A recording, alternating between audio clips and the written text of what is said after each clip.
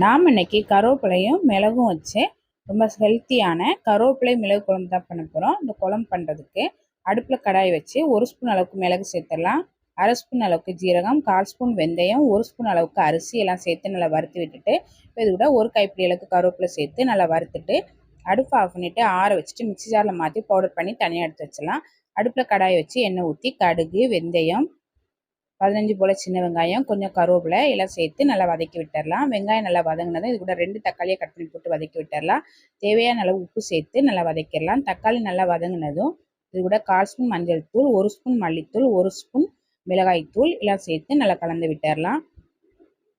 இப்போ இது கூட 1 கப் அளவுக்கு புளிக்கரைசல் சேர்த்துடலாம். எக்ஸ்ட்ரா 1 கப் அளவுக்கு தண்ணி எல்லாம் சேர்த்து கலந்து விட்டு ஒரு 5 நிமிஷத்துக்கு நல்லா வேக வச்சிடலாம். இப்போ ஒரு 5 நிமிஷம் நல்லா வெந்ததுக்கப்புறமா ரெடி பண்ணி வச்ச பொடியை சேர்த்து கலந்து விட்டு மூடி போட்டு அடுப்பு மிதமான தீயில வச்சு ஒரு 5 நிமிஷம் நல்லா வேக வச்சிடலாம். ஒரு 5 நிமிஷத்துக்கு குழம்பு நல்லா வெந்து எண்ணெய் தெளிஞ்சு வந்துருச்சு. இப்போ இது கூட 1 ஸ்பூன் அளவுக்கு நாட்டு சர்க்கரை சேர்த்து கலந்து விட்டு 1 நிமிஷம் வேக வச்சு இறக்குனா ரொம்ப ஹெல்த்தியான கருவேப்பிலை மிளகு குழம்பு ரெடி. இந்த குழம்ப சாதத்தில் ஊற்றி பிசைஞ்சு சாப்பிட்டா ரொம்ப நல்லாயிருக்கும். ட்ரை பண்ணி பாருங்கள்.